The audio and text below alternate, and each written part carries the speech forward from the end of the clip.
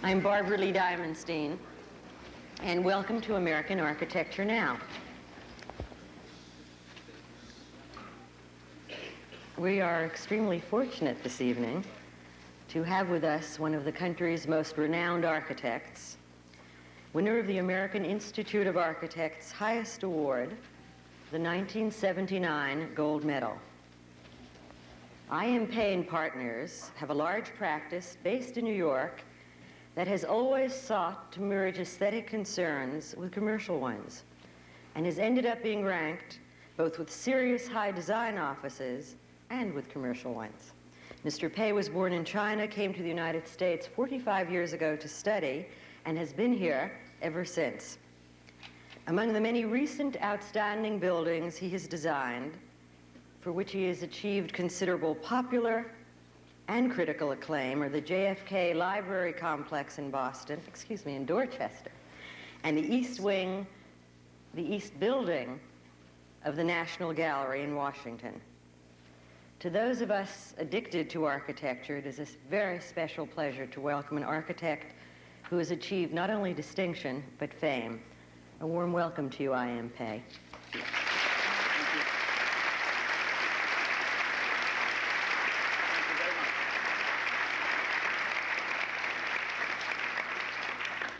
Why don't we begin with some of your recent words? And if I may, I'd like to quote them. You said, and I'm quoting, "The talk about modernism versus postmodernism is all unimportant. It's a side issue. An individual building, the style in which it is going to be designed and built is not that important. The important thing really is the community. How does it affect life?" And then you go on to say, "To capture the spirit is more important than to satisfy the function. We tend to put too much emphasis on function, on how a building works, rather than how does it affect." Is that an accurate description of your design philosophy? I think so. I think it's clear that if you look through history, you'll find that the Greeks have their agoras, and the Romans have their forum, and all civilized people have great squares and piazzas. This is where the life is. That's the theater of life in which architecture has to perform its function. I think it's that setting for life that is the great challenge for architects and architecture. Shall we join that issue of postmodernism now? I think this is a subject. Was it ever an issue for you? Not really. I know a year ago, I think this was a very hot issue among American architects. But tell you the truth, when I travel around the world talking to architectural schools in different parts of the world, it was not an issue at all. I think it's a peculiarly American phenomenon that we talked about postmodernism when we're really in the midst of still very much a continuous development of architecture as we know it, which is modern architecture. How would you describe this period? I think modernist architecture, which started actually way back in only 50 years ago, is still very much alive here today. And I don't think it's that easy to say that it's finished. And for that reason, why I do agree with some of the premises set forth by many architects, and many of them are young architects, perhaps here. What are those premises? I think premises that the modern architecture has largely run out of steam, and that we better look back and for other sources of inspiration in order to be more, did I hear something? Relevant and be more applicable to future. I don't happen to believe that. I believe in that. I think that we're very much alive. We're in the middle of a very vigorous period in architectural development. And I think the continuity is there. I think there are other issues that are far more important than stylistic ones. And what are those issues of contemporary concern? I think you mentioned earlier, I forgot when I said that, but I think it's all right. Basically, I don't regret that. I think it's fine. Life is the issue. We're talking about architecture. We're talking about whether this style or that style is better. We're talking about looking back into history for inspiration. All these things are fine, but are we really solving the most serious problem of all? If you look at our cities today, look at all around you, New York and Philadelphia, for that matter, Paris and London. What have we got? We're not really building a civilized society. Our cities are looking terrible, and they're looking worse and worse. Individual buildings may be interesting, one maybe more so than the other, but we're not really building a civilized setting for life. And when did we last do that? Let's see. A long time ago. I think 18th century, 19th century France. You've heard of Napoleon III, for instance, the Baron Haussmann. They tried something. It's a very authoritarian way of getting things done, but at least they have something that we can today look back with pleasure. How about England? I think the Georgian period, also in England, is a period that interests me greatly. I think then architects have developed a consensus. The Georgian vernacular was accepted.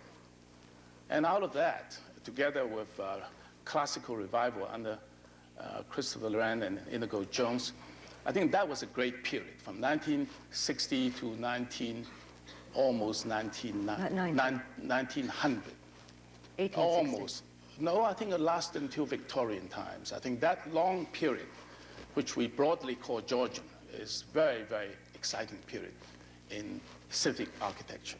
Well, what are we to do given that appraisal? The last time we tried to level American cities, we were faced with a disaster of 1950s urban renewal.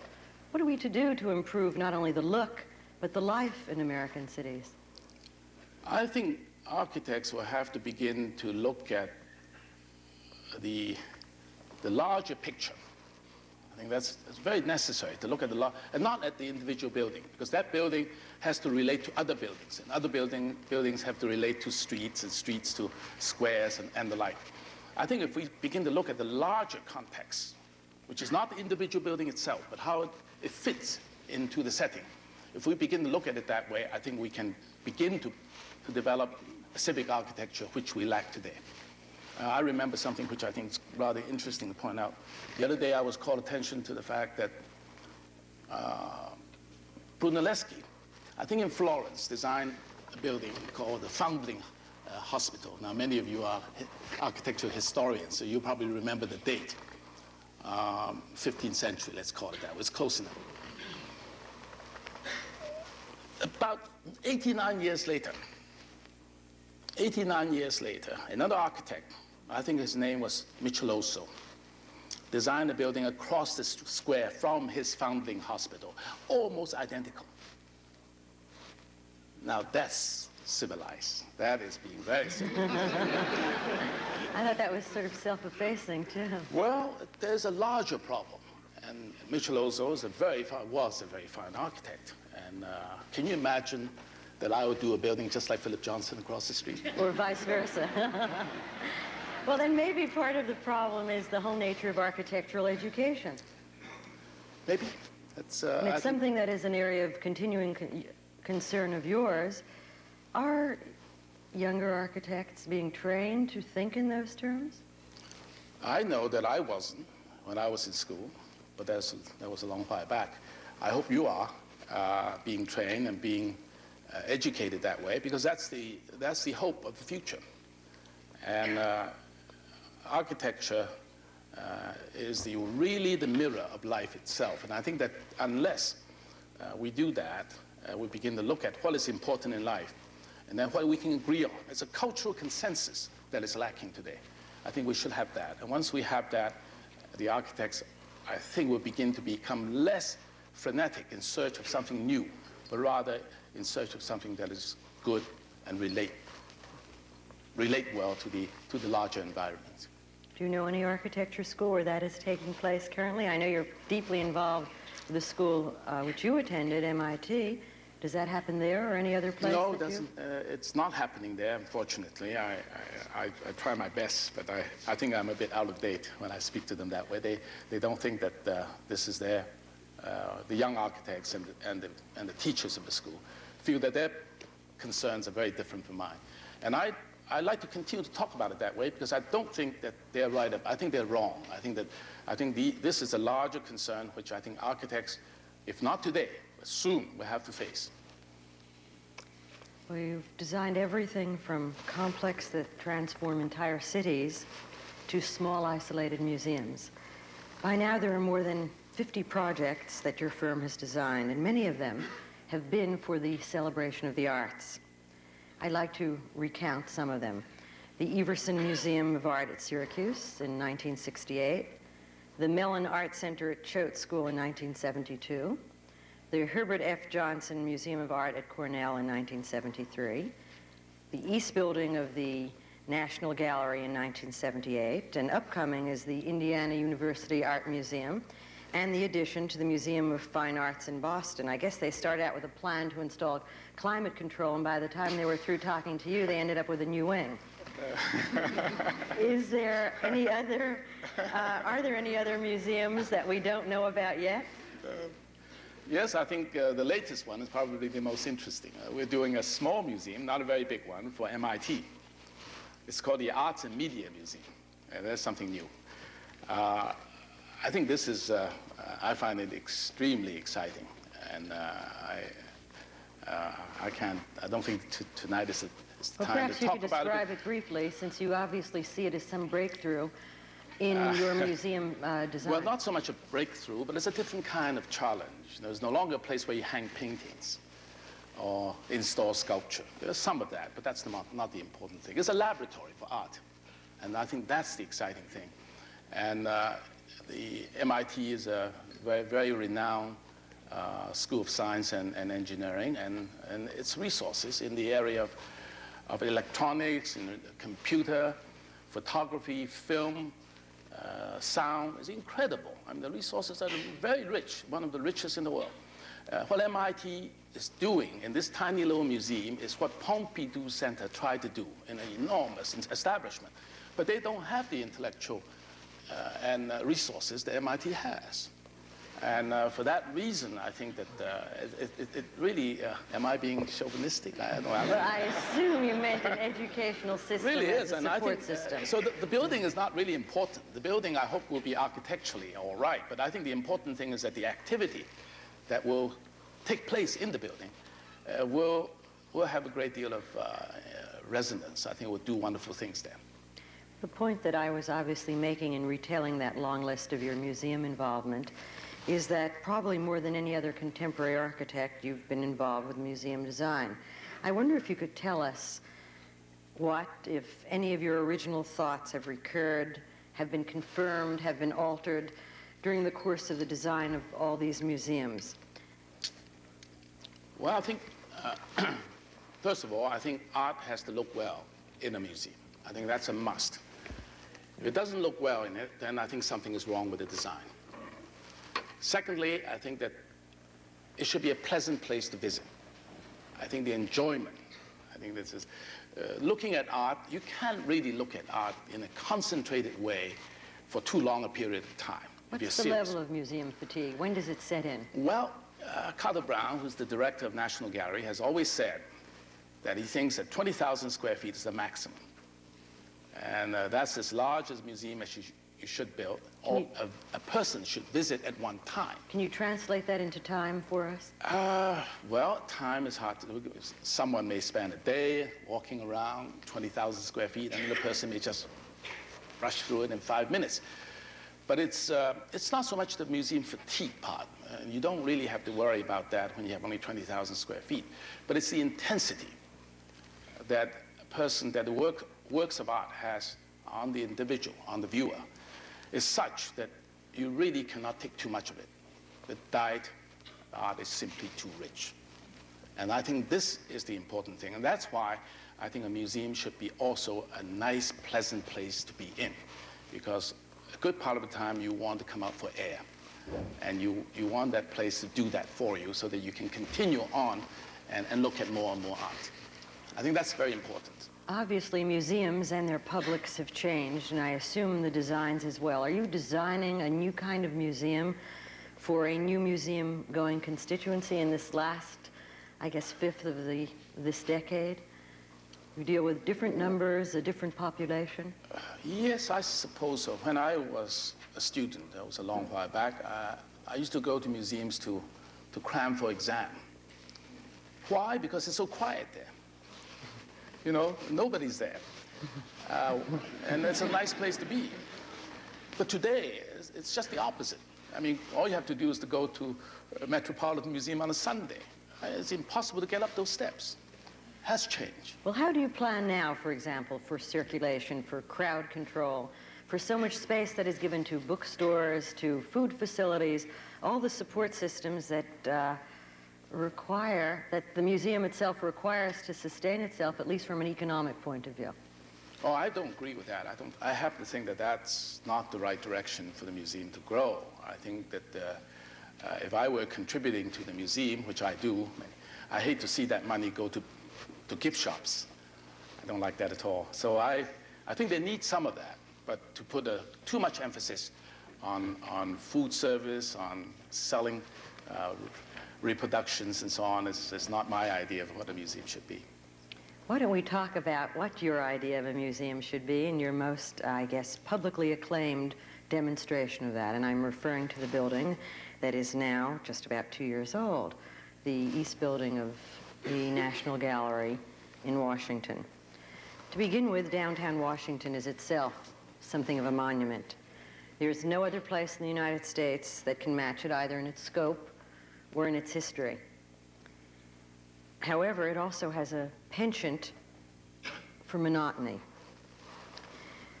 That was, at least until the opening of the East Building, on that same site. The gallery itself was founded, for those of you who may not recall, in 1937.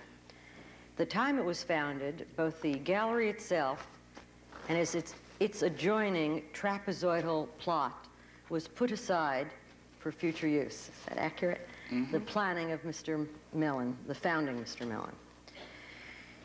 Given that particular space, its location and its shape, obviously the site posed, a number of challenges to you.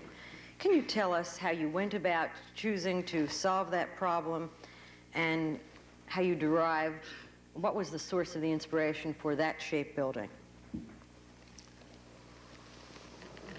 You have to look at the site in relationship to the other buildings that are already on the mall.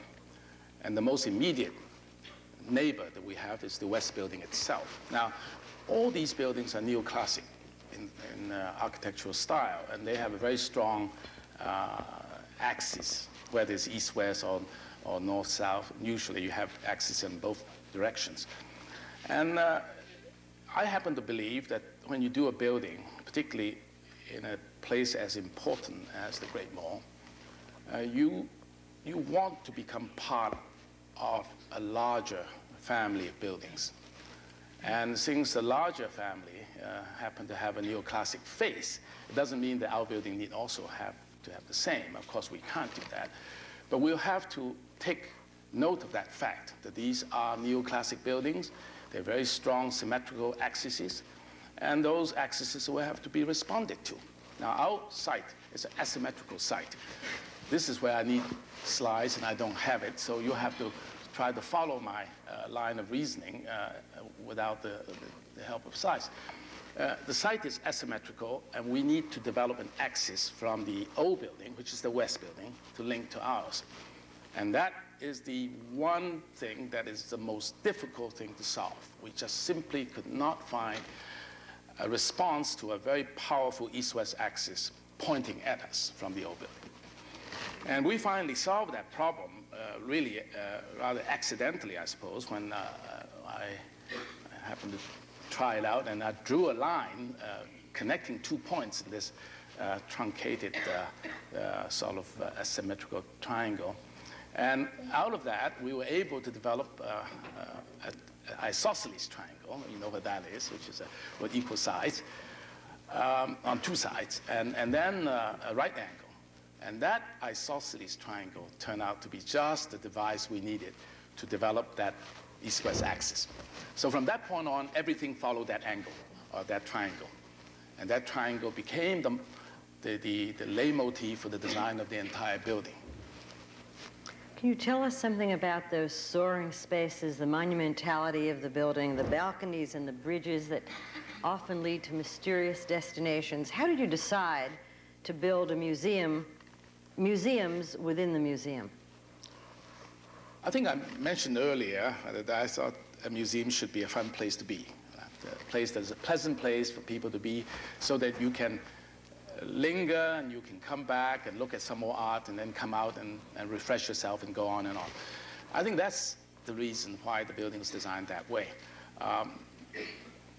You see, the museum in Washington has a peculiar, I think it's different from museums anywhere else. Imagine that across the mall from us, we have the Air and Space Museum. You know, it's a very exciting place. I don't know whether you've been there or not. I tell you, I recommend it. The most widely visited museum in the entire country. It's the most exciting, and not only they have these modules that came back from the moon, they have a movie that is one of the greatest movies I've ever seen, and things of that kind. Now, here we are. We have perhaps Picasso, perhaps de Kooning. How can we compete with that? Well, that was my first concern. You know, in a way, you want people to come here, and their draw is so strong, right? A powerful draw. So the museum in Washington, therefore, has a very special challenge posed to us. And we tried it by architectural means. We tried to make the place inside an exciting place to be. And I think that the bridges you mentioned, the daylight that we brought in, are all calculated to make the place exciting, so that families who come, particularly children, would say, let's linger, let's stay a little while longer. And that's what we tried to do.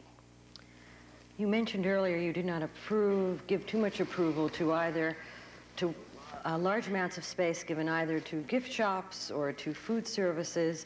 But as I recall, there is a very extensive restaurant facility that bridges the two buildings. What were the constraints placed upon you when you took that commission?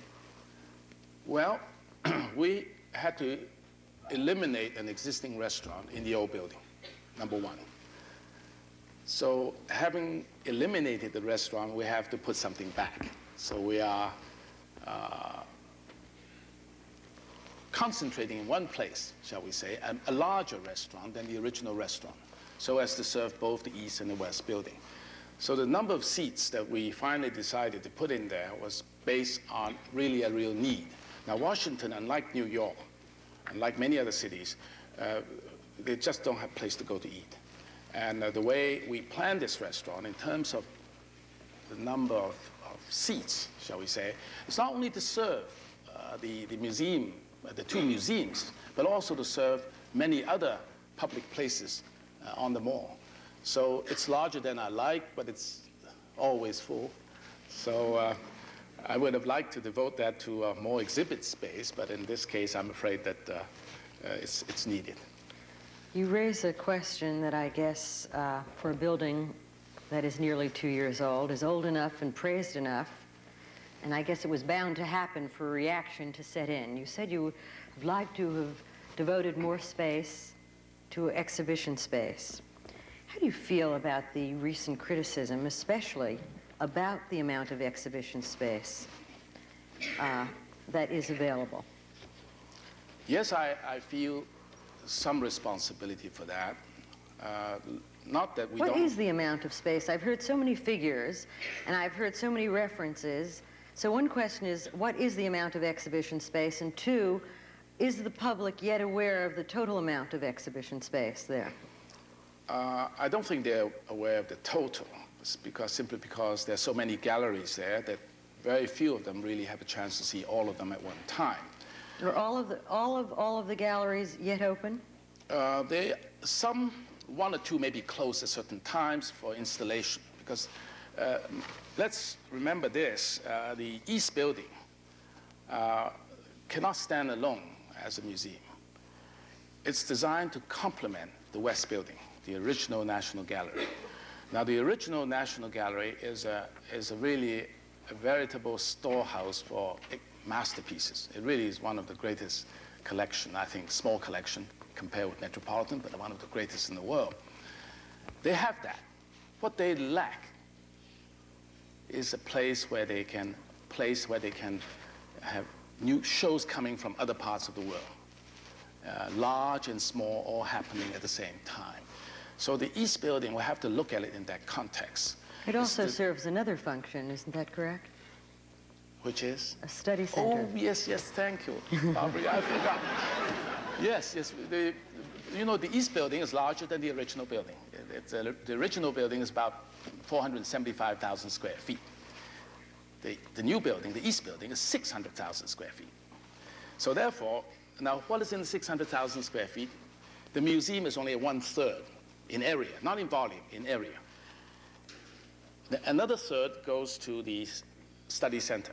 It's a place for research, for scholars to come to write, for administrators of the National Gallery to do their program, to send exhibits and works of art all over the country and all over the world.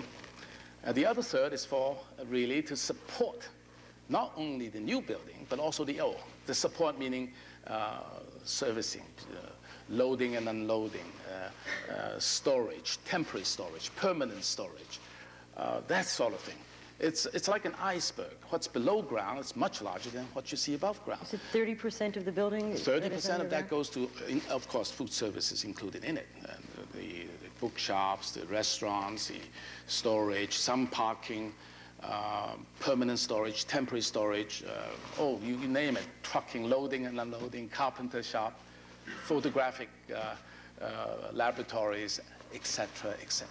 Lots of that.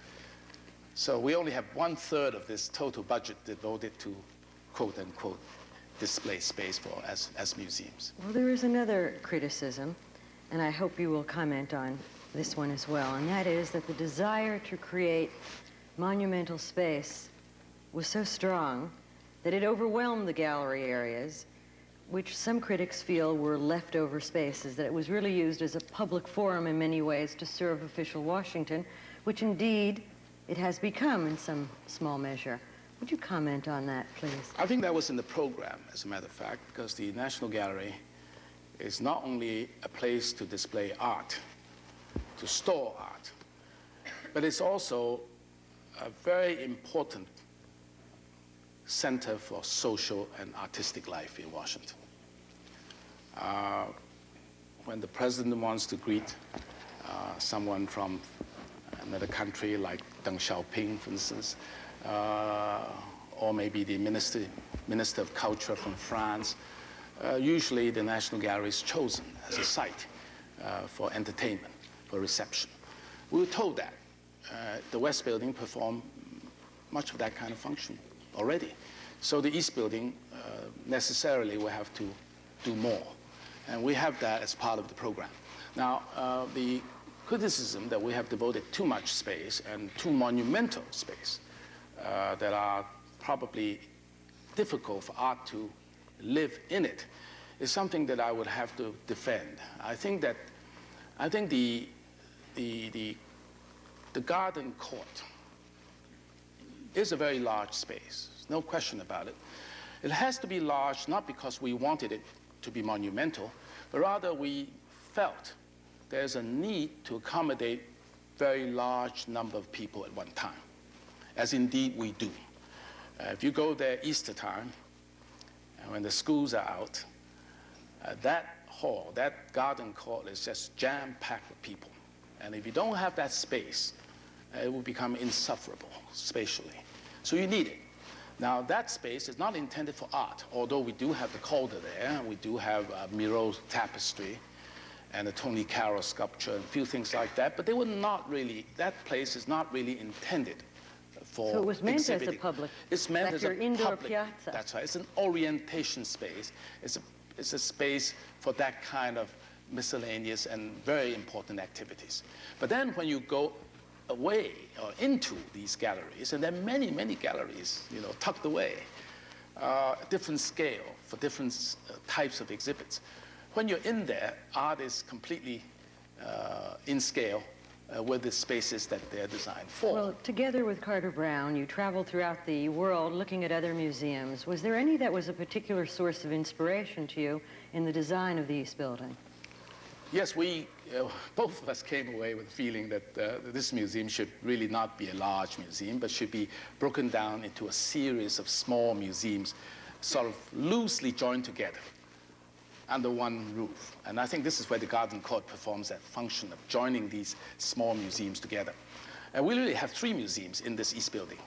Were there any museums that particularly inspired you? Yes, and we both came to that conclusion, actually, that you see, the museum that really excited us the most, that we liked the best, is the Pezzoli Museum in Milan.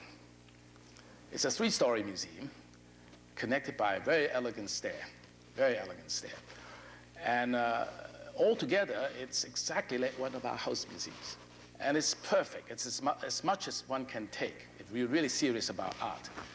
And we have 3 such museums in this building, which are like the Pezzoli. So we learned something from that.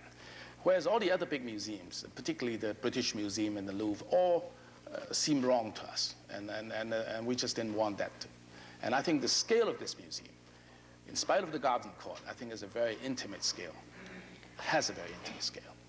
It seems to me that the East Building was an architect's dream come true.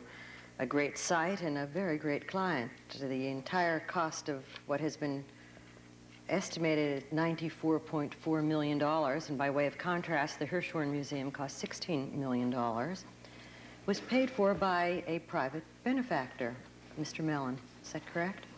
Correct. That is the first thing. So the question that I have, because when you referred to the program, I wondered if there were restrictions or definitions or limitations that were placed upon you because of the very nature of that assignment. Did the trustees, did the benefactor, did the fact that the National Gallery is a national gallery, and I guess we tend to forget that I think all save 6 employees are civil servants. Were there any restrictions in terms of design, materials, that were placed upon you? Yes, but not too many, fortunately, but that very definitely. Can you tell us what some of them were? One is that this building has to last forever. We have to build it out of marble, just like the West Building. And you did that? We did that. Very expensive. How did you arrange to do that? How did Asking for more money. That's how did you? How did you match the marble? We had to go back to Tennessee to open up the old quarries. The same ones from the original building? Same ones, yes. And not only that, we even found the man who was responsible for the assemblage of marble work for the West Building, Mr. Rice. Malcolm Rice was still alive then. He is now about 80-some years old. And we took him out of retirement and put him in charge. And he was at the quarries, not quarry, because many quarries all over Knoxville, Tennessee, and supervising the selection and the matching of the marble. It's a very big effort. Now, we haven't done too well. You don't like the match? Well, we could have done better. But I tell you, it's a remarkable feat of Mr. Rice that he did as well as he did. Because, you see, Mr. Pope, John Russell Pope is the one that designed the original West Building, had 4 shades of marble to choose from. They're all Tennessee pink, but there are 4 shades, ranging from very, very light color white, almost off-white, to a very dark brown. We only have 2 shades to play with. And therefore, the matching is much more difficult in our case, much more difficult for Mr. Rice to do a job here than he did, let's say, 35, 40 years ago. You mentioned that the space, what you have now called the orientation space, you referred to the Dubuffet, to the Miro, and to the Calder, I guess the Rosati, yes. the Tony Caro. Mm-hmm. That is in that space. And then Henry Moore, if you look out of the window, out of the main door, and then you see Dubuffet in the fountain, or in the pool. Well, how does that work relate to the architectural design of the museum, and how were those works selected? Were they specially commissioned? And who did commission them? There existed, although I think it probably still exists today, an accession committee for selection of works of art. And that committee expanded its function to include commissioning. So at the very beginning, I think soon after the building was accepted, in principle, the design was accepted, I believe it was I who called attention to this committee that there may be need for commissioning works of art of certain scale in order to match the scale of the building. And Carter Brown and I were then asked by the committee to make recommendations. So that's how the whole thing started. So before the building was gelled in design, unfortunately, we should have started a lot sooner than that. We had a model made and put in the West Building. And then we invited artists, and many of them accepted our commissions, finally did works for us, to come and look at the model, the maquette. And then it's that kind of give and take that took place between the artists and ourselves that finally resulted in the choice of pieces, in the scale of the piece, and the positioning of the piece. And that relationship between artist and architect is not as ideal as in the Renaissance times, when it's all combined usually in one man, but it's as close as we're able to get to, considering the distance between points. For instance, Henry Moore works out of London, and we work out of New York. And we can only meet so many times before we can agree on what the piece should be. So it's not a perfect collaboration, but it's a pretty good one. You've worked a great deal with Henry Moore, in fact, so much so that a Moore sculpture in front of some Pei buildings might even become a trademark, so to speak. I'm thinking of the Henry Moore in front of your work in Columbus, Indiana, in front of the National Gallery in Washington, D.C., and now the recently dedicated Dallas Courthouse, City Hall, excuse me, the Dallas City Hall has a Henry Moore as well. How does your relationship work, and why has Henry Moore become such a recurring theme? First of all, we have to think of scale. Contemporary buildings has very big scale that are no longer possible for a sculptor of Rodin's tradition to satisfy us.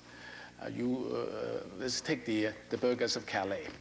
You can't make it 3 or 4 times the size of what it is, because it begins to look grotesque, particularly if it has a human form in it. It's very difficult. Look at even David of Michelangelo's, to me, look almost grotesque in the Piazza del Signoria in Florence. To me, almost grotesque. So I think that it cries for a new way to see. And I think what Moore has, and I think Picasso also has, because we're responsible for the Picasso here in the NYU. You probably know the one, the head of Sylvette. You see, what makes it possible for works of these artists to enlarge into very large size is because of the abstraction. It's not the human figure anymore, although it might have been inspired by the human figure or by the skull of an elephant, like in Henry Moore's case. But by the time it's finished, you no longer associate with a human figure. Consequently, that abstraction itself enables it to become a very large piece. And that's why 1958, when I first saw the Sylvette in Paris, I saw a tiny little photograph of a maquette, this big.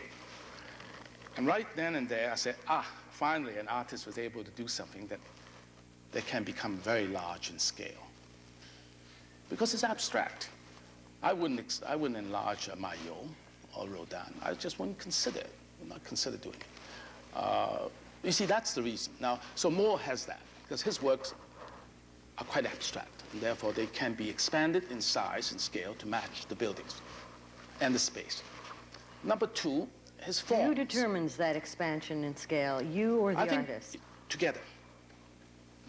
Even with Picasso, we had to consult him. You know, this piece, do you know this piece at the NYU housing down? The way we did it is this. We had to send Picasso a maquette of the three towers. And we gave him the scale.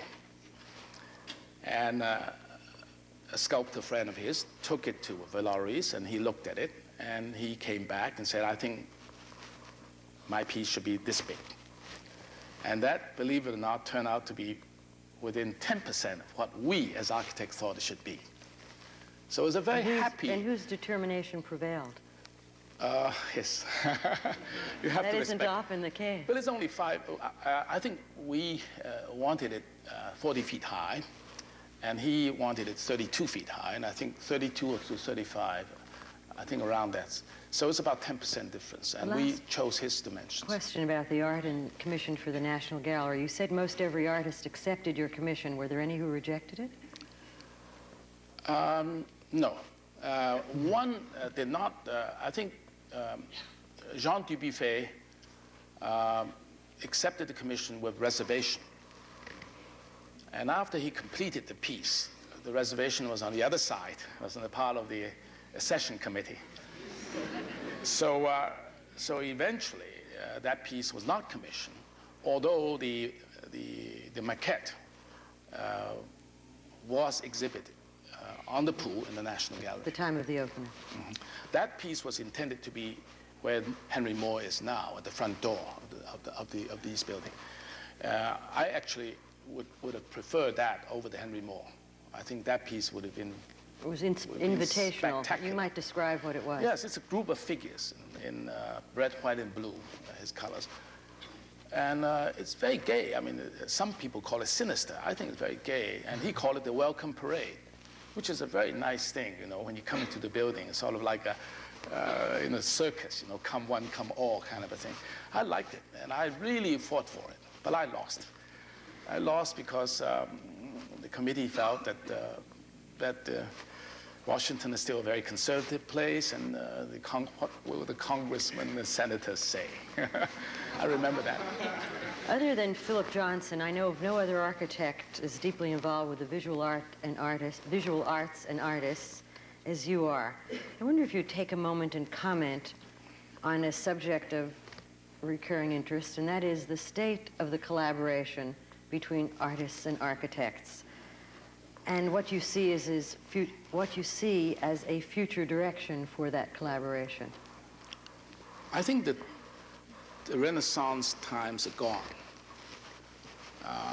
when in one man one can combine both the artist and the architect. Complexity of modern life, technological advances alone would inhibit this kind of Renaissance men. I don't think we will ever see that again.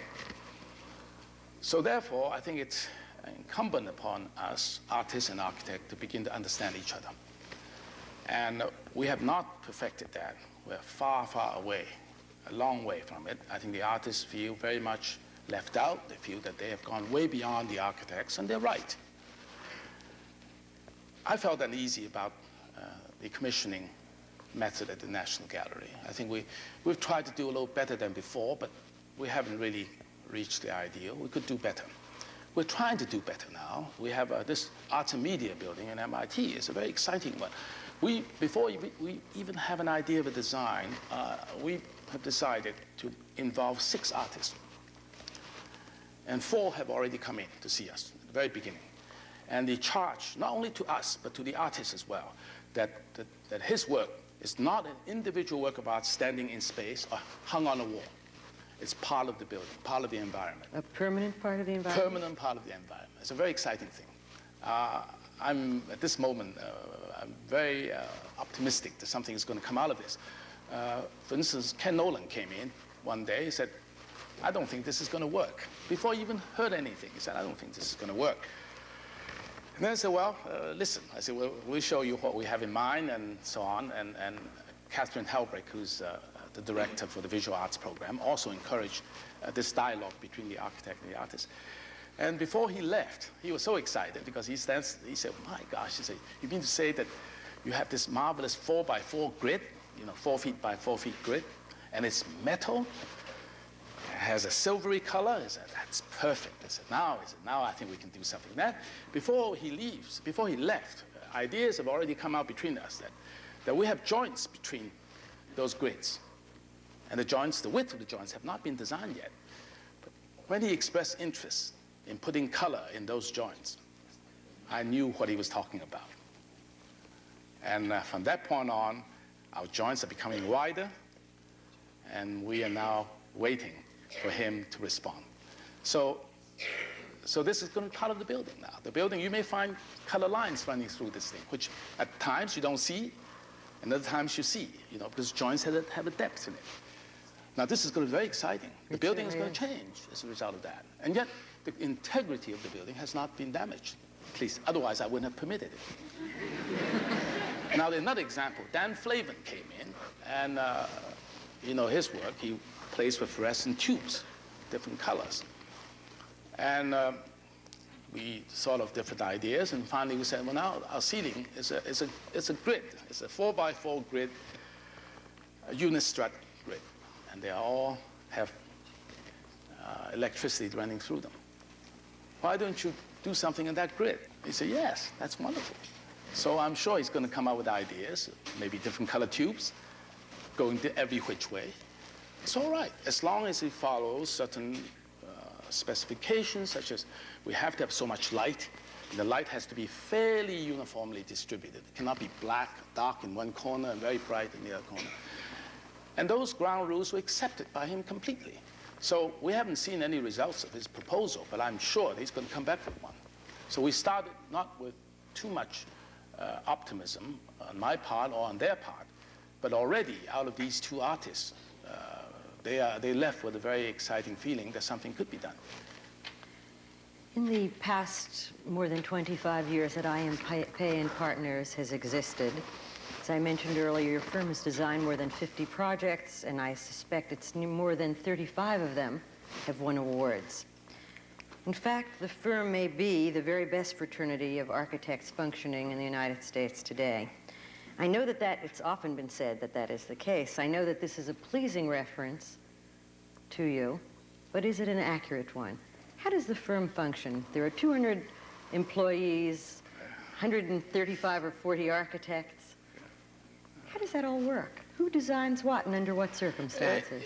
It wouldn't have worked 10 years ago, but it can work today. Let me explain. First of all, I'm very proud of the fact that we have such talented people in the organization. I really am more proud of that than even of the buildings, because without that, you don't have good buildings. The reason we're able to grow to this size is because we have the right people to staff it. And these people started with us. We all started together, many of us. In fact, I think the average length of association with the firm among the senior people. By senior people, I mean those from senior associates up to Is this during the Zeckendorf era that they started? We started together, yes. We were all in the architectural department of Webb and Knapp, and that's where we started. And the average tenure, mind you, the average length of service is more than 20 years. So our partners have been together, 6 of us, been together for 25 years and some 30 years. So you see, we think very much alike. We can talk and design shorthand. And even though we may do it separately and make decisions separately, when it comes out, it's never in conflict. And I think when you reach that point, you can then enter into, say, an expansion to a size such as the one you mentioned now, without fear that you're going to lose quality. But I think it's a very dangerous thing. I think there's a limit to it, and I think that we are already too big. But we cannot afford not to be that big. I'll tell you why. There's another reason that inhibits us from being small. If you want to keep these people who have been with you for 20-some years, and when they first joined me, let's say I started at Webb and Knapp in 1948. I was alone. I was alone for 2 years before we started to expand. Imagine these people. When they came in, they were just freshly graduated out of universities. Today, they're in their 40s and 50s. And most of them are in their 50s today. They want responsibility. They're ready for it. And in order to give them responsibility, you have to let them take charge. If you want to let them take charge, you have enough of them that want to take charge. Before you know, you have a fairly large organization. You see, so I think you train the younger persons who want to take charge. Yes, now that's the problem. Now that's that is a problem. That's a problem. In everything. Yes, I'm very much interested in that problem because I'm already looking to 20 years from now, when I'm no longer here. 20 years from now, I'd like this firm to remain a force. There are many architectural firms that have been very good for a period of time and then disappear from the scene. I think that's unfortunate. I think that's the reason why I have a very special interest in the young. The large projects, I begin to delegate more and more. But I continue to take small projects. A $10 million project today is a small project for us. It's projects of that size. And these projects you can delegate to a young man who's in their 30s, and he can run with it. Of course, I have to be there. And therefore, I take on a new role now in the firm. I hope to be able to begin to help train the next generation who will come along. And when this generation, my generation, start to be less active. So I can't envision that possibility in your case. However, I think we should take perhaps a specific example of how the firm does run. And I think it would be an example that is of considerable interest to all of us, not only here, but perhaps throughout the country. After 10 years and 2 sites and 2 designs, the largest and most important new building undertaken in New York in decades will be built. What I'm referring to, of course, is the New York Exposition and Convention Center. The building is to cost, we hope, $375 million, will be located between 11th and 12th Avenues and 33rd and 39th Streets in Manhattan. It's also the largest exposition center under one roof in the United States, over 750,000 square feet, in an 18-acre building on a 22-acre site. I am citing all of these statistics to give you an idea of the scale, the monumentality of the project, and your attempts to humanize it, I guess. Eventually, the building will accommodate a population of up to 80,000 people. More than 15,000 people will be added to the payroll in the city. Why do you take on a behemoth such as that? And when you take it on, perhaps you might describe to us who is responsible for both the design, the conception, and the implementation of a project that is obviously so large that it is beyond the capacity of any one person to undertake. First, I would like to correct the construction cost that you just mentioned. The project cost is $375 million, but the construction cost is a very limited one. It's $203 million, still a lot of money. But it's a painful thing to keep that budget in these days of high inflation, but we're going to do it. We're going to do it, and I think that... what is that differential for, from the 203 to the 375 million? Administrative costs, financing costs.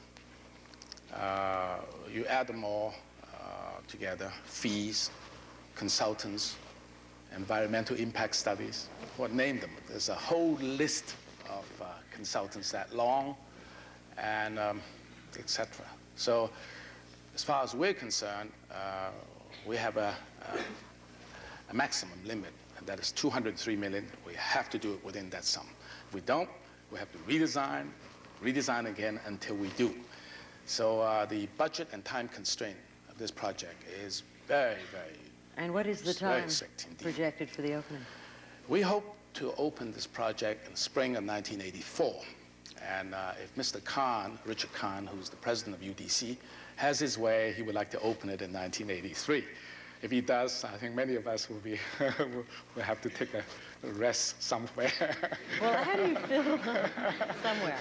How do you fill the demands of a convention center and still come up with a building of human scale and of visual interest?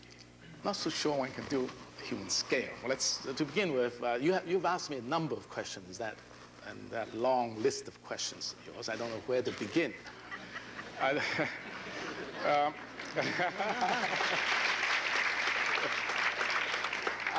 To begin with, I think, how do we design such a building? This building, believe it or not, was conceived within a matter of a month, was refined and tested out that it would be workable in a matter of 2 or 3 months, and we are only 6 or 7 months down the way. Now, in the beginning, the very, very first day, this is how a project gets to be start on the right foot or wrong. The very first day when we were being interviewed, this must be the one of, I don't know how many interviews that we've gone through, but this turned out to be our last. And there was at that time, there were only 3 candidates left, and we were one of the 3. And Richard Kahn and 2 others came to our office and sat down and discussed the project. And I thought that was my chance to say what I really believed in it, and to tell you how important that day turned out to be. I said this is the first time that New York City is considering building a public building. First time ever since I've been in New York. I don't consider Lincoln Center a public building because it's really private, more private than public. This is the building every citizen of New York City and New York State can claim the piece of mine. This belongs to me. So this is a very exciting thing. And yet, I've lived in New York for 20-some years, I told him, almost 30 years. And I've only been to the Coliseum twice, which means the Coliseum, which is an exposition and convention center, means relatively little to me as a citizen of New York. I wouldn't want this to happen to this building. He said, well, what do you propose to do? I said, I only ask for one thing. I said, this is a very large building. It has 2 million square feet in it. If you give us 5%, say 100,000 square feet, and let us do what we wish with it, we'll turn it into really a public. And is that the enchanted lantern that Governor Carey refers to, the Crystal Palace yes, portion? And that's what, if you saw the model in the Museum of Modern Art, which is now on exhibit, that model shows that 100,000 square feet. The other 1,900,000 square feet is not there. Well, why don't you describe that Crystal Palace portion, the part that has lightly reflective glass and pewter-colored latticework that really, I assume, is intended to reflect the city literally and figuratively, and that is the center portion. Who conceived the design for that? In fact, you might, if I may, and forgive me for making the question as multiple, but I want you to touch on, many of the points that interest us. And I hope that you can describe in some little detail that solution that you and your partner, James Freed, have come up with. And I wonder if you would also differentiate your roles. All right. To begin with, let's see how this project got conceived. At that time, when we first tackled the design, which is about, I would say, 6 months or so ago, we were in the process of trying to open the Kennedy Library. Those were the last 2 months. And the Kennedy Library has... And that opened ahead of schedule. Yes, I think so. The Kennedy family may not agree with that, but I think we did. It's, there you remember we have a pavilion, which is a glass pavilion. 70 feet by 70 feet by 110 feet. There's nothing in that pavilion. There's only a stone bench, which only recently was installed. But when we opened, we didn't even have that. And yet, it's almost complete. It's not scale. If you say it must have human scale, it doesn't. The dimensions are not human scale dimensions. Now, what makes that pavilion work? It works because it has daylight. And this is also the reason why the garden court in the National Gallery works, because it has daylight. When you bring daylight into a space, it begins to become alive. It changes with the moving clouds, sunny days, summer, spring, winter. And you also look out and see the skyline on top of that. So that's an important lesson. And we learned that. And we say, now here we have an enormously large space. A bigger space New York will ever have, but at least will have for a long time. And there's no way to make it a human scale. But you've got to bring daylight in. Got to bring daylight. So that's the beginning of the idea of the Crystal Palace. Then we get thought back at the great examples of the past. The Crystal Palace in London, outside London. The Grand Palais in Paris. These are all buildings that have that kind of mystery, and all the excitement. So we decided then and there, we, in this case, is not only myself and Jim Fried, but many others as well, sitting down around the table, they say, it's got to be daylight. It's got to be a pile of crystals. Simple as that. Now, we have to worry about energy, solving the energy problem. Because unless we can solve that problem, we haven't got a solution. And therefore, we have to engage the engineers to come in to test. And we found out that glass is not all bad. Certain times, if you know how to trap the heat, it can serve you as well. So therefore, on balance, we could defend it because we have to follow the energy code. And believe it or not, we fit in with the energy code. But it's a new way of looking at sun. Whose concept was the Crystal Palace for the building? I guess that for those of us who work on the Kennedy Library, I think we already had that at that time. It's the same thing. It's a piling up of, if you pile up that pavilion of the Kennedy Library, you have it. I think here again, as I said, that the office works so well together, and I'm very proud of that fact, that as soon as we say that, or let's say I said, maybe in this case I did say, because I was so involved with the Kennedy Library at that time, that we should use space frame, we should have a pile of crystals, and let's not worry about the human scale, let's make sure that we bring in the natural element into the space. From that point on, now this is the interesting, from that point on, our team started to take over and test it and test it and test it. Now the team consists of 2 partners. 2 out of our 6 partners are running this job. Jim Fried on design and Werner Wandermeyer on administration and management. 2 partners out of 6 involved in this job. And not to mention many other senior people that are in it. We're a very strong team in this case. Then I left it. This is the way I work. The larger the job, the sooner I leave it. Because from that point on, it's interminable. The number of meetings that Mr. Wandermeyer and Mr. Fried had to attend must be 3 or 4 a day.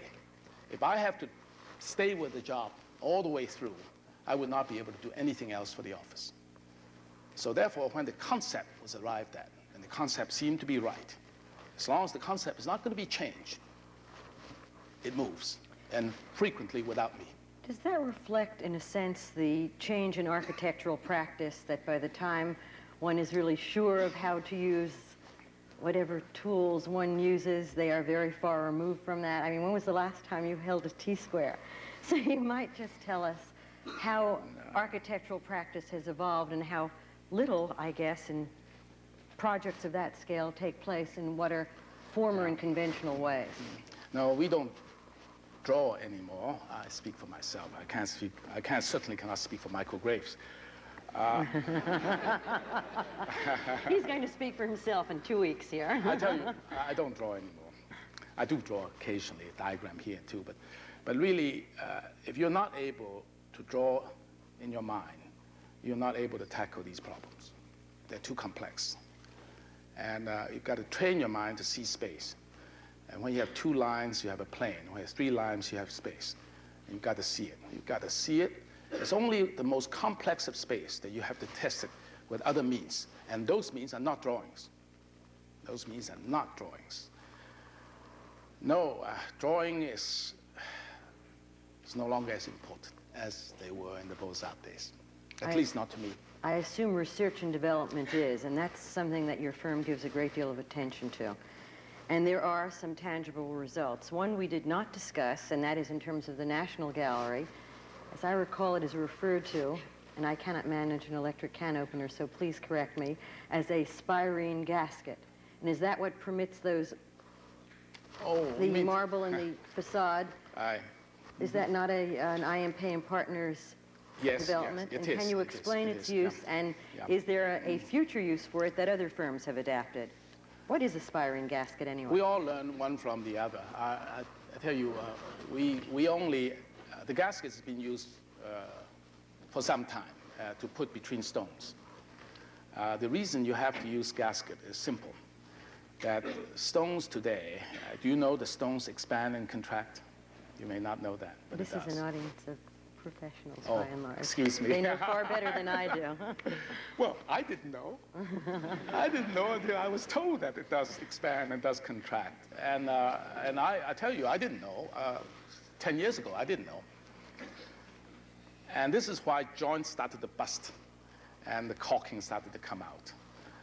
And we were aware of that problem. Now, then we went back and looked at Pope's building, and it's good. I mean, there were no problems except downstairs on the ground where they have a moat wall. There they have problem.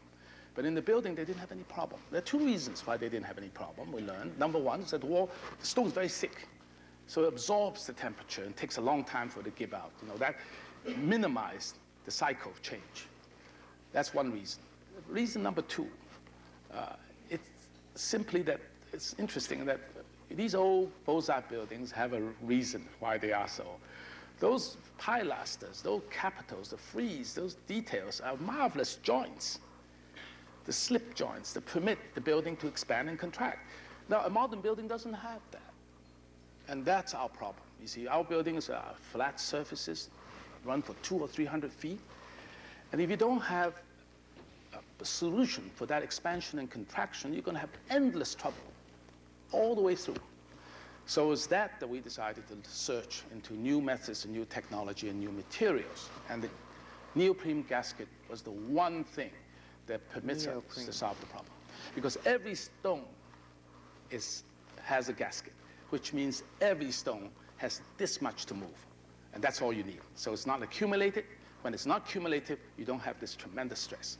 And the building today, what is it, at least 5 years old now, even though opened 2 years ago. We have no problem. And I think it works. Is the lattice work frame that was used both at the John F. Kennedy Library Complex and will be the, I guess, support structure for the Crystal Palace portion of the convention center? Exactly the same. And was that developed by your firm for the library? It's a firm that you can, it's a product that you can buy in the market. In the convention center, you're planning 2 large exhibition halls in addition to the exposition and commercial uses of that hall. What do you plan to do with those spaces? We have a great hall. Let's call it a great hall. I like to think of a better name, but for the time being, pretty good. Because it is going to be big. And that hall is a place for people to meet. And I doubt that we're going to use it much for exhibition, although once the building leaves the architect's hands, you never know what's going to happen to it. But I'm sure they're going to put an airplane in it, and put all kinds of things in it. But it'll be used, but it's a people's place. This is where the people meet, and we have crisscrossing currents of escalators in that space, which will animate that space, which will make that space come alive. So that's space one. And its use, I'm not afraid the space can never be harmed by anyone because it has enough power of its own. I think it will stand, will be all right. The second space is the so-called Galleria that runs east-west to the Hudson River. And that you have to go up to the upper level and go over. And that is also under glass. Now that space is the activity space. And this is the space that we now have to find activities for. That is separate from the complex of riverfront restaurants? Yes, separate from. Then you come to the very end of it, then you have a complex of restaurants on the other end overlooking the Hudson River. But that space in between, the so-called Galleria space, is equivalent to 2 city blocks long. And at the moment, there are many, many ideas. Some of them are very exciting, but I don't know which one. Tell us what some of them are? I don't think so. Premature. I think what we'd like to do is to make this place a place that people would come. If they come from out of town, they don't have too much time. They should come to this place and say, what is the best of New York? What can we see in New York? And I like this place to do that, to show them what New York has. Not only its wares, not only what it sells, but also its wonderful activities, the art, the exhibition, the museums, the theaters. I think there should be audio-visual methods in store. Is that going to be possible with all that daylight? I think, oh yes. They will enter into booths, you see, just like in the National Gallery. Enter into little galleries and then go inside, and you may visit all the galleries of New York and Soho, let's say, just by turning on the knob and see what's in Leo Castelli's gallery, what is showing in Andre Emmerich, and then say, no, I want to see that. You know, that interests me. I think we ought to do this sort of thing. The best New York offers. You said that should go there and see it. Airplanes will be exhibited there. Would you expect works of art or computer versions of works of art? And are you planning to commission any for that space as well? No, I wouldn't dare to commission anything here. I think, Barley, you have to think up something for this great space for art. I hope that exciting art forms will come in and use this space. The laser, for instance, is one. I think that inflatables is another. I think there are a lot of new things that can come into this space that cannot take place at the Metropolitan. And I think it's people like yourself, you know, that should begin to give some thought to it. And the space is actually yours because it belongs to all of us, as much to you as to anybody else. So let's use it. How will you keep these, works of art from being overwhelmed, though? And that's obviously why you're talking about that scale of work. Do you see this assignment as really one of the high points of your more than 30 years of work in New York? Yes, I would say the highest. Why is this project so important to you? Not because it's big, but because it's so public. It's more public than the National Gallery. It's more public than the Kennedy Library. And it belongs to so many people. There's so many clients. And it will have a life of its own long after we leave the scene. It's the first great public building, great in terms of size, public building for the city and perhaps state of New York. What more can I say? It's a lot to say. How did the son of a banker economist ever become an architect? Well, to begin with, he didn't want to be a banker economist.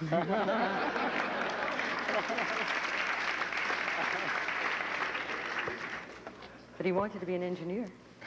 No, I don't think he really had. He just wanted me to go to England, that's all. No, when you first came here, did you not study? No, I came here to study engineering because I didn't know any better. There are a lot of distinguished engineers in this audience.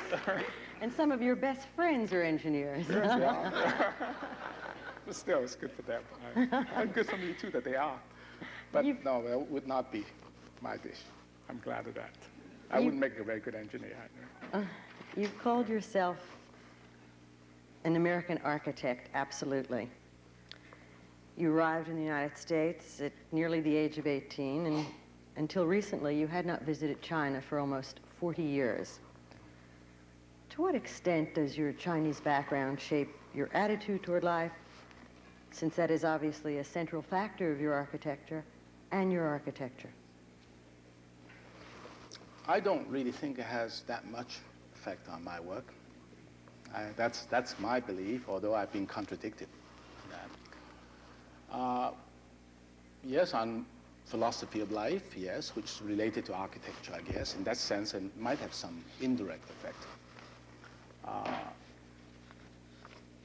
Coming from a society, from a tradition that believes in very strongly in relationship between people, not only within the family, but within the society. I mean, the sort of one-to-one relationship is extremely important in that Chinese culture. I think trade gave me a sort of an advantage in this case because I like to think, concerned with buildings as it relates to people using the buildings.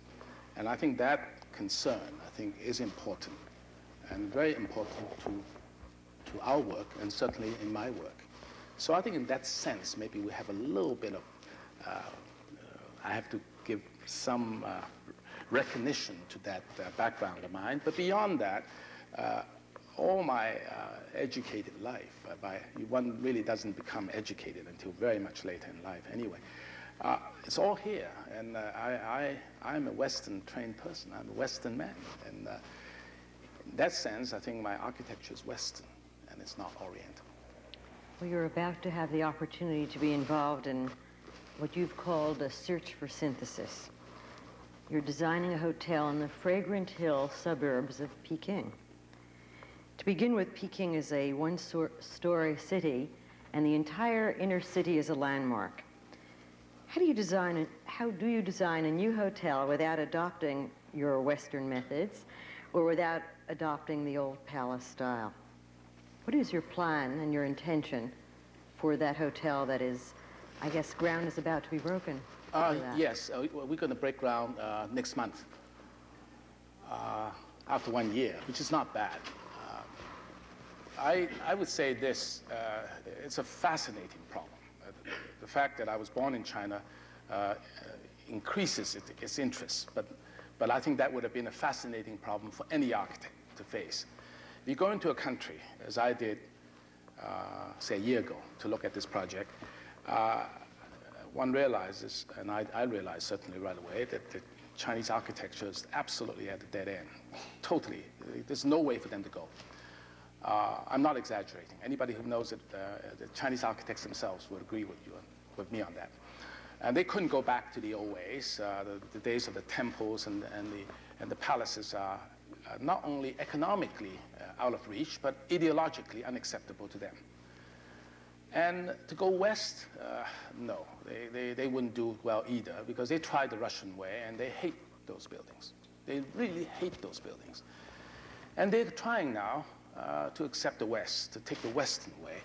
And I'm afraid in 5 or 10 years, they hate our buildings too. I mean it, they'll hate it. Why? Because unlike Japanese culture, the Chinese culture is very long and deep and very, very conservative because of that tradition. And Western culture is much less digestible in China than it is in Japan. So the fact that the Japanese architects today outdo us in many of the newest forms of new styles is not surprising to me. But I cannot imagine it happening in China. So the Chinese architects are really in a great dilemma. They really don't know which way to go. Well, so what are you trying to do there? Well, I don't know. I think I would like, in a small way, to pay a debt to a culture from which I came, to try to help them search for a new way. That sounds almost very pretentious as a claim, but I think one has to set that kind of a goal if you want to achieve this much, even. And I think really that's one thing that I think that we in our office are dedicated to search for. We're trying to find really a new Chinese architecture. And what is the reaction of that office been to that goal? It's difficult, but it's fascinating. It's possible. You know, we're now beginning to think that we almost can do something here. What does the hotel look like, if you can describe it briefly? I can't describe it. You will have to go there. You I promised intend me. to. I do. Well, first of all, let's say, what is architecture? Architecture really is to synthesize the best out of life, take the best out of life and best out of history. And whatever that is still valid, I don't care how old it is, use it. But what is not valid, abandon it. And there are many things, elements in Chinese architecture today are still very valid. Are you retaining any of those elements in your design? For Absolutely. example? We talked in the Western architecture circles about the importance between indoor and outdoor. Without that concept, there's no Chinese architecture. The indoor and outdoor is always one. A study for a scholar without a small garden in front of it is not a study, You have to talk of the two as one. A study for a scholar has a garden. It's a garden is part of the study. So therefore, that's one. The relationship between indoor and outdoor, the role played by extremely small outdoor spaces, very small outdoors, and to maximize the effect of very small outdoor spaces is key to Chinese architecture. And this we use. We will have that. Number two, in order to do something that is called, let's say, that has, again, I want to use the word, has relevance, that other architects in China will find that they can say, yes, we can do something in that direction. That means that you have to use traditional materials and traditional methods of construction. If you go there and introduce precast, pre-stress, space frame, you've missed the boat totally. They can't do it. They will look at it and marvel. But that's all. But it will have no relevance and therefore no resonance. So I think the second thing that we're trying to do is that we're not inventing new materials. We're using their materials. We're using it the way they use it, except that the art is in how to use it. And I'd like to think that we have make some contribution in that direction. So the building, when it's finished, will not look, quote unquote, Chinese, and yet it's not Western either. So I think Chinese, more than Chinese architects, will be comfortable with these buildings. They may even like it. And if they Is that your reaction now? I don't know yet. We haven't, you see, they won't see it until 2 years from now when the building's finished. But to those whom you presented the plan? Yes, they understand, they understood, and they accepted the whole approach. I really was amazed that they find it really acceptable without glorifying, say, that China is now entering into modern life. I mean, obviously, this is what they want to see. They want to use the latest. They want to use steel frame. They want to use very fancy kind of air conditioning and so on. They want to do all those things. So we're giving them something which is not everything that they want, but nevertheless, it's something that I think they can have, and they should have, and that therefore they can develop. Therefore, that approach, therefore, can be replicated by architects all over the country in 101 ways. And I think that's the only way to begin a new vernacular in architecture. And this is how Renaissance started. That vernacular lasted 300 years. Georgian architecture, wonderful. I mean, really great. Go to London. What is it? What is London? Yeah? So there you are. This is how one begins. And I think that these tall buildings that all these great hotel chains want to build in Peking, 30 stories high, 20 stories high, designed by the best-known firm in the United States, are not going to succeed for that reason. They will be showplace, but it will not be good influence in a country like China. Of all your buildings, the Hancock building has been the most controversial. Some have attacked it. Ready. Others have praised it. But there is hardly anyone who does not have a strong feeling about it. Yes. I guess the Hancock building is also the most famous of all architectural liability cases, based on a problem that involves a relatively new technique, and that is double-layered reflective glass. I wonder if you can tell us something about the realities of that problem. We've all heard so many stories. I wonder if you could tell us, here comes a multiple question again, if that building damaged the future for other curtain wall buildings, and how you think the future will deal with the John Hancock building. I think the future is already here. It has recognized this to be a great office building. I'm very proud of it because it's designed by my partner, and I want to say Henry Cobb. Henry Cobb. So we're very proud of that building. The case, John Hancock case, is a very interesting case for architects. And I think I've learned a lot in that case. I've learned that architects are not very good at banding together, much to my dismay.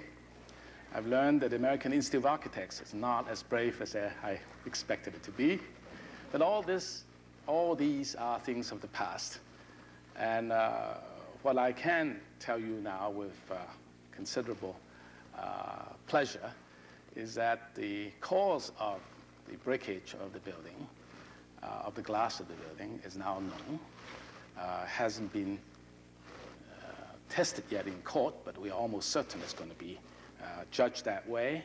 But to begin with, that product is no longer on the market. You can't buy it anymore. Well, perhaps you would tell us what the cause is, and also, with all the research and development and expertise of a firm like yours, how that was possible. What was the cause? Well, we are very proud of our research department. We have probably one of the best, if not the best, curtain wall specialists in the country, in Mike Flynn. He's one of our associate partners.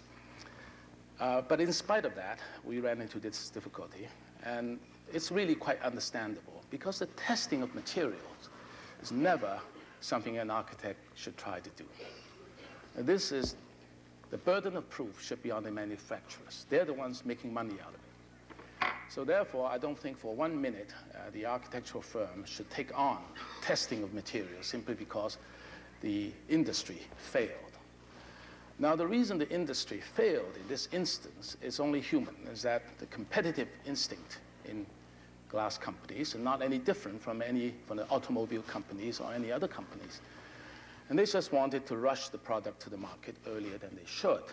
And I think that is part of the cause of it. And I would be, I'm sure that when the case comes to the court, this will be touched on.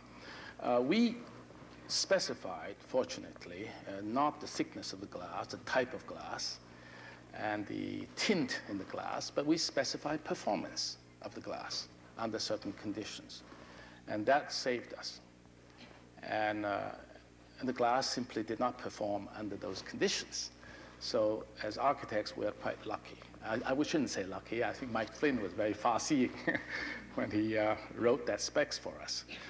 But really, honestly, I think that we all should take that case very seriously.